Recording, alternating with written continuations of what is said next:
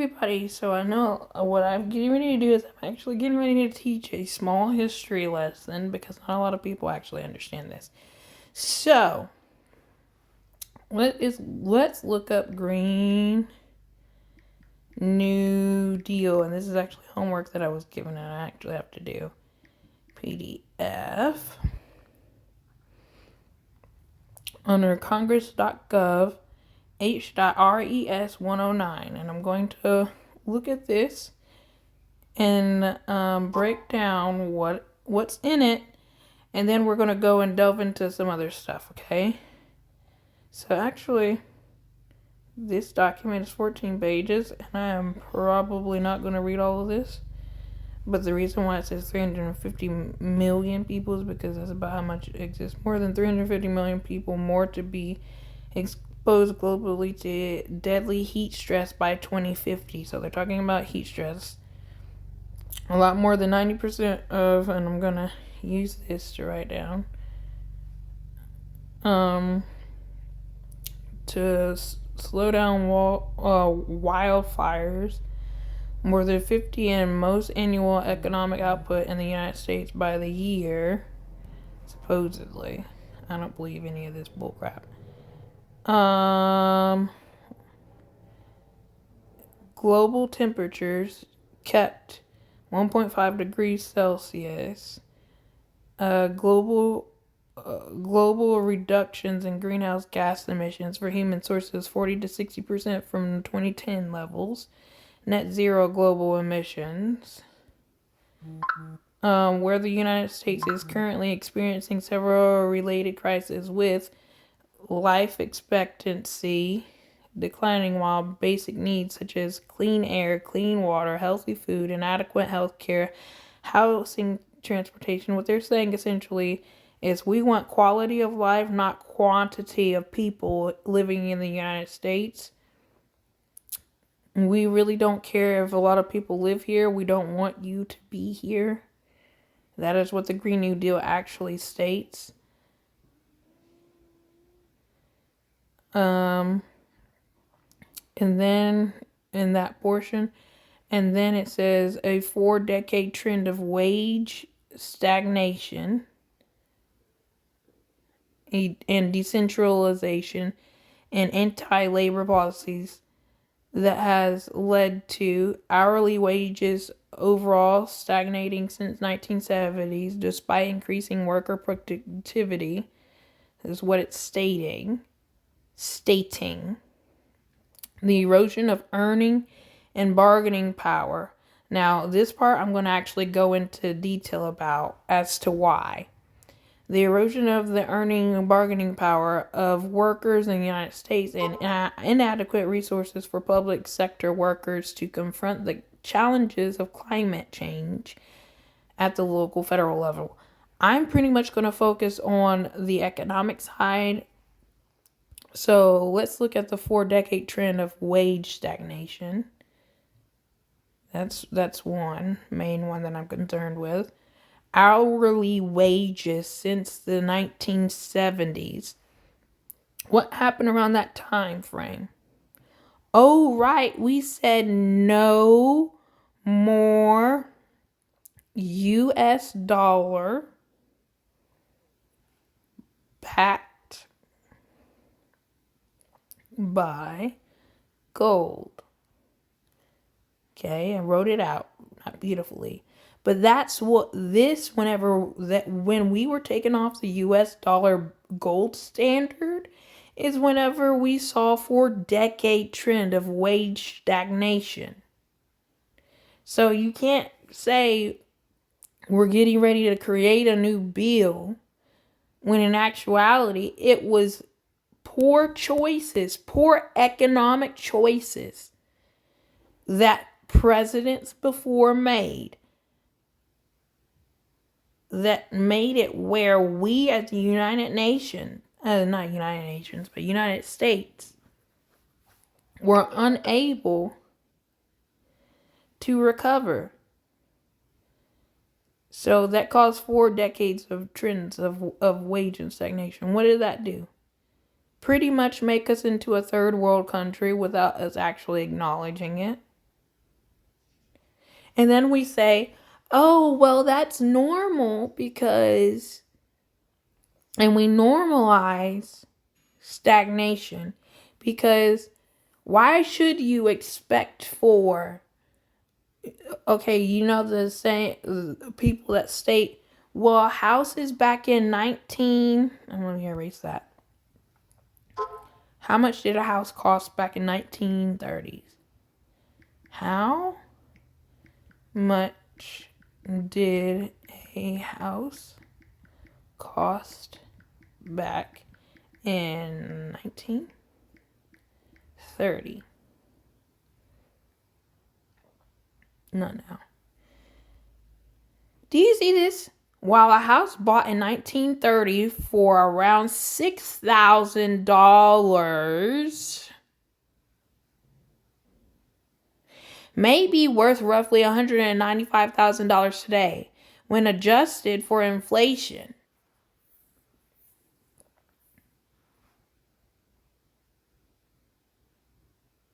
When adjusted for inflation, $6,000, $195,000. Pretty much, if you make $195,000 today, it is the equivalent of making $6,000 in 1930.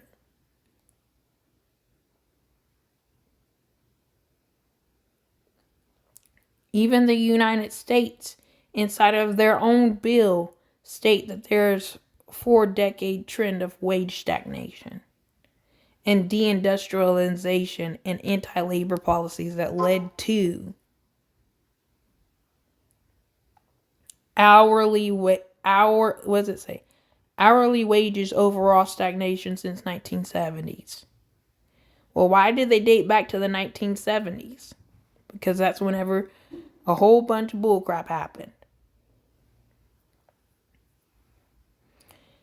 The third worst level of social economic mobility in the developed world before the Great Recession. The erosion in earning bargaining power of, do you see that? They literally are telling you the erosion of earning and bargaining power. Bargaining power. So I'm so glad I'm reading this because actually I had somebody tell me to read this. I think they were trying to give me homework. However, it's stuff that I know, and it actually goes into and plays into other stuff.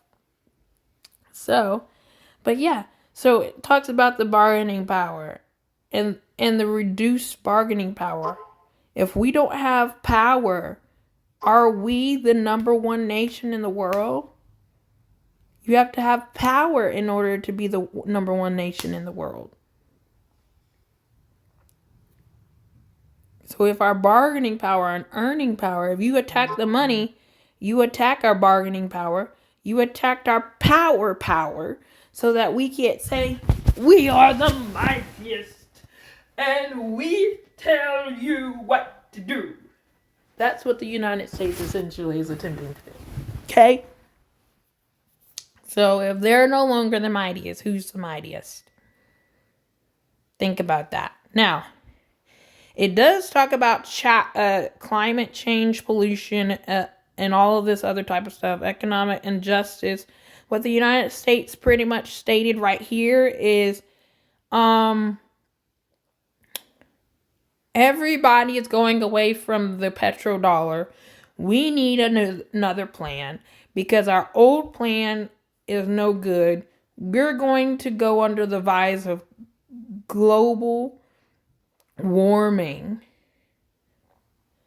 So if you're reducing power, what's the best way to do it is to reduce the amount of people, because the government is essentially saying, I'm afraid of the people that I'm governing because it's a melting pot of other countries as well as other countries, because you guys could behead us and kill us. essentially, is what they're saying, without saying it, in a political way. Okay. Then they go on to state inadequate resources for public sector workers to confront the challenge of climate change. A local, state, federal levels, and the great income inequality since the 1970s. The top 1% of earners accruing 91% of gains in the first few years of economic recovery after the Great Recession. A large racial wealth divide amounting to differences of 20 times more wealth between the average white family and the average black family. A gender earnings gap and a result in women earning approximately 80% as much as men. So 80 is actually 80 and 60%. Whereas climate change, pollution, and environment destruction. So what they're saying is we want to tackle another problem, and we want to hold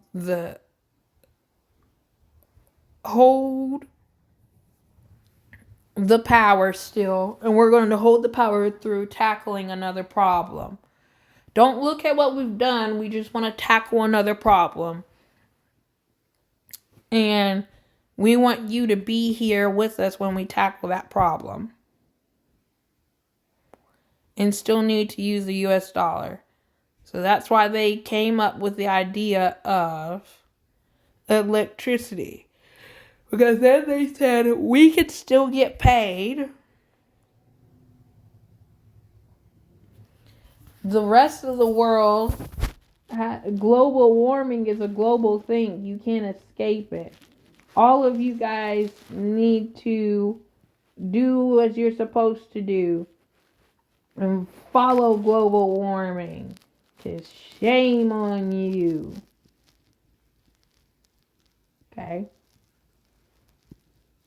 So if they're saying follow global warming and shame on you, all of you people, you guys are bad.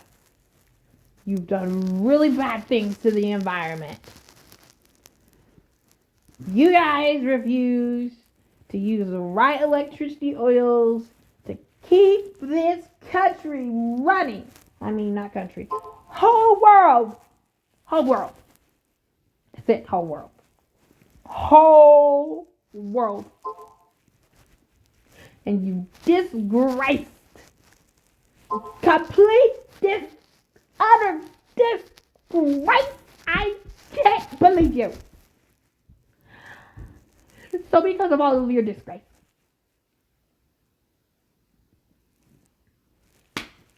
there are consequences. And that's what the Green New Deal essentially is supposed to be about.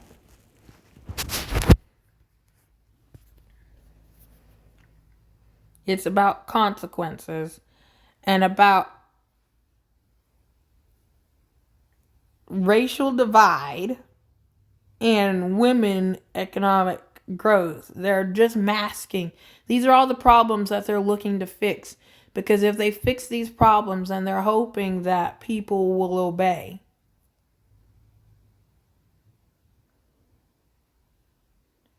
Because they're afraid.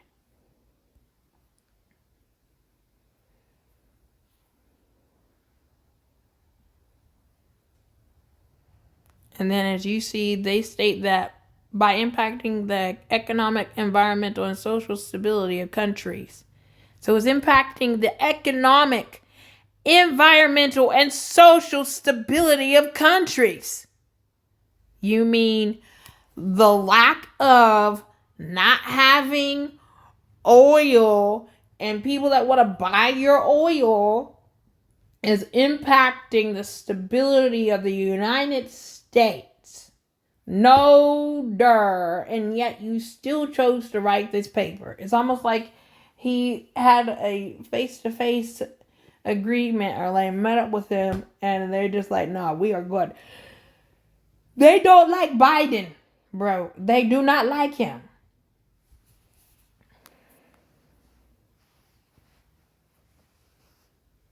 And simply because someone reprimands someone is not necessarily the best way to go about fixing a country. Because it's going to backfire. That is why Russia right now wants war on the United States and is looking to nuke us, okay? They want to nuke the United States because the United States said F you to them. How did they say F you to them? All right, we're going to come out of the Green New Deal and we're going to look at something else. I just showed you how it impacts the United States population by talking about what they're talking about inside of the paperwork right there. But now I'm going to say Russia. I said Russia.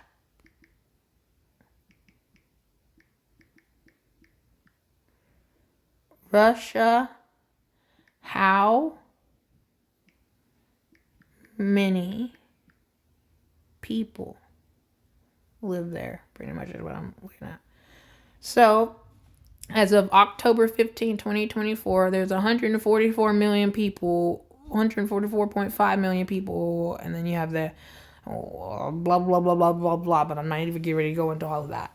So, then with that, let's go out of here, and let's type in, when did the United States sanction Russia?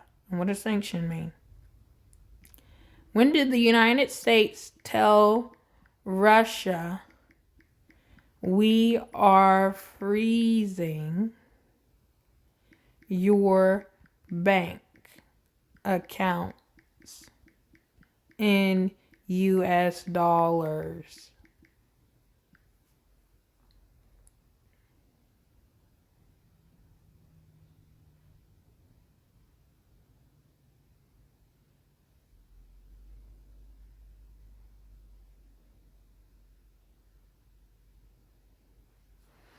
Okay, so as you can see, these are all 2024. Who is president in 2024? Oh, right, Biden.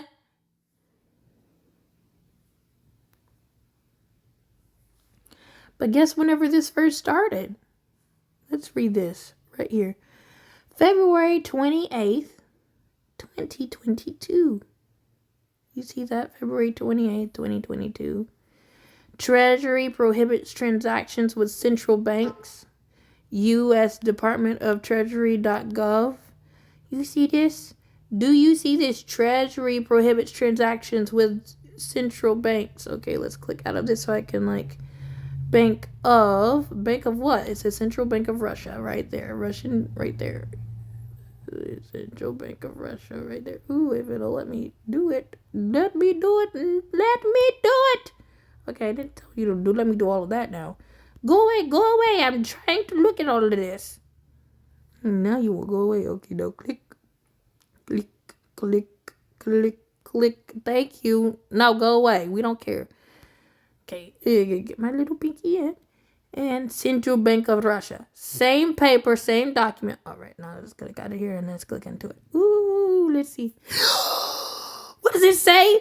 Central Bank of Russia imposes sanctions on key sources of Russia's wealth. So what does that mean? It means freeze all. It says, see how it says opaque? Office of Foreign Assets Control. What does that mean?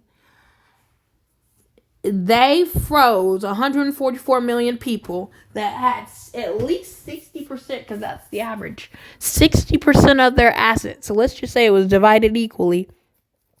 And 60%, a majority of people's assets were in the United States dollar. And it says the U.S. froze it, right? And that means they only had access to 40% of their money. That's only if it was diversified. If it wasn't diversified and it was only in the US dollar, they are pretty much effed up. So you want to know how, remember whenever United States, everybody was saying Russia doesn't have oil. Russia does not have oil. Russia does not have oil. What are we going to do? Russia does not have oil.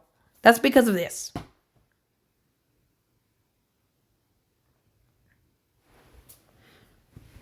That's because of this. What do I mean by that? Oh, Russia sanctioned oil. Well, so Russia had 60% of their money inside of the U.S. dollar. This is U.S. Department of the Treasury. Okay. Why? Because we had the petrodollar. Okay. So petrodollar, everyone must trade in U.S. dollars.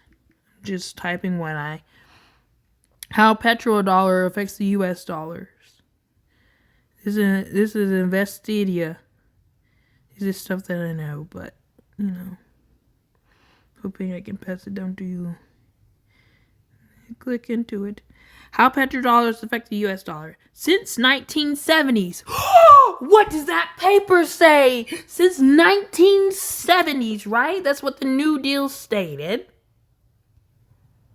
Right? Wherever the New Deal actually went. Where's that daggone New Deal with? It says since 1970s. 4 decades worth of inflation, right? Didn't it say that? I'm pretty sure it did. Where is that Green New Deal PDF? Here it is. Yes, Congress. We want your stupid PDF. Scroll down. Where does it say 1970s? And let me show you the parallels. And you see how they start talking about oil and stuff? Like, they want us to be dumb and stupid, y'all. I swear. I promise, not swear. Okay. So, a 4-decade trend of wage stagnation, deindustrialization, and anti-labor policies that hourly wages. When does it say? Let me click out of that. Hourly wages overall stagnated since the 1970s despite worker productivity. The third worst, only the third worst, is of socioeconomic mobility in the developed world before the Great Recession. Okay. So, let's go back into it. Ooh, no. Go back into it. Go back here. Since the 1970s, the global trade has been predominantly used in U.S. dollar. Predominantly. That means it's dominated by. Dominated by U.S. dollar. Okay. Dominated by U.S. dollar. Predominantly. Okay. Conducted in the U.S. dollar. U.S. dollar created a symbiosis between America's currency and the world's most traded commodity. What? The world's most traded commodity. What is the world's most traded commodity? Oh, right, U.S. dollars. Why? This arrangement, known as the petrodollar system. Why is U.S. dollars the most traded and not oil? Because it took 55 U.S. dollars to pay for one oil.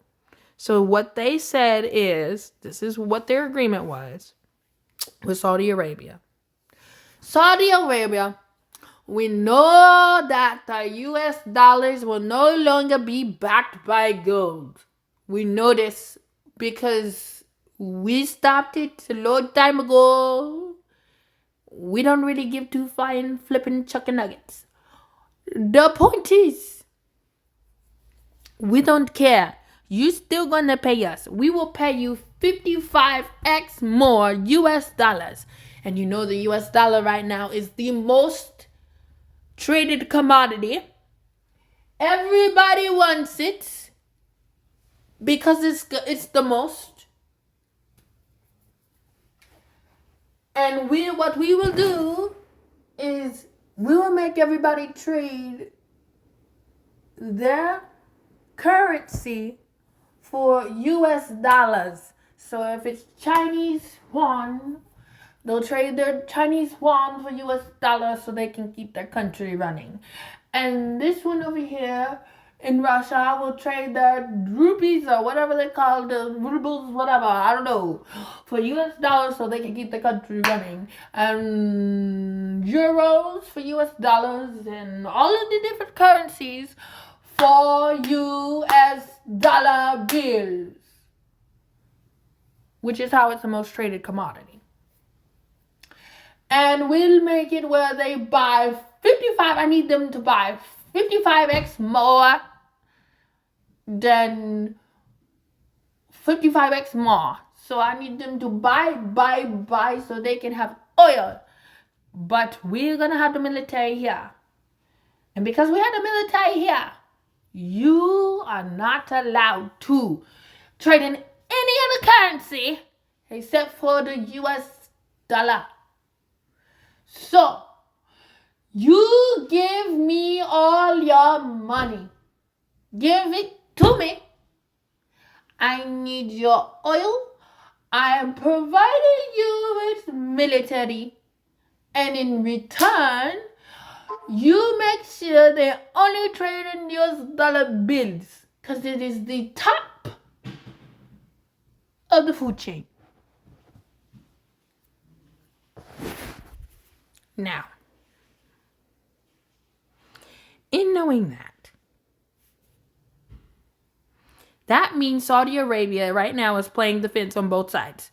They're over here, the US dollar going, oh yeah, because for the last God knows how many years, 30, 40, 50 years, we've been collecting US dollar bills like crazy from all you people. And now we have like so much money, it's not even funny. But this is the deal breaker for us. The US keep printing money, deflating our currency. Then we gotta raise gas prices because they don't respect it. So what we about to do now is a Gestapo is got to stop them. So all these other countries now feel for us and they are saying, honey, don't worry. We will come to your rescue. Don't even worry about it. This is what we will do. You let us trade currency and something else, please. Please. And then the United States left. And everyone's going, we blame Trump for that. Trump was getting ready to drill oil inside of our own backyard, dummies. So that we still had a US currency backed by dollar bills. So we'd get paid on two fronts. We get paid because of our oil and having a petrodollar and stabilization of our own dollar. And we'd get paid again because they still have to trade in US dollars.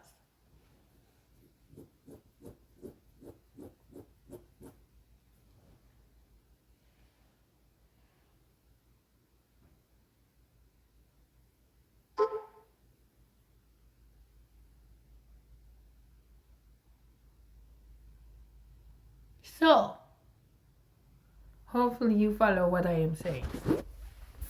You see this where it says petrodollar and US dollar in 1970s trade agreement, and then we go back over here to the bill of the ugly bills, and it talks about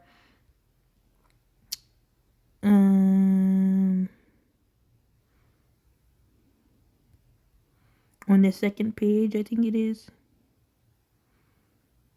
No, it's the third page. It's the fifth page. Is it the fifth page? No. Where was it? Because I was so disappointed in them. Anyways, I've shown you like 500 times in the same 30-minute video, so you can find it. No, I'm teasing. I'm gonna look for it. I'm just being bored. Oh, 1970s on the third page of the bill. HRES 109. Resolution. And then you go to Investidia and you see the same thing. Crazy, right, man? Crazy. Okay, I'm gonna copy it. I'm actually gonna send it to my friend. Anyway, now let's go to, now that you know that US dollars were backed by that, now, and you know that Russia was sanctioned, and you know that all of that happened, I would encourage you to go to my video labeled, and it doesn't have a pretty label, it just says October 10, 2024. Go to this video and it will explain to you in much detail what the BRICS actually is. It is, and what the currency they're trying to use and everything else. Oh my God. Alrighty. Bye-bye.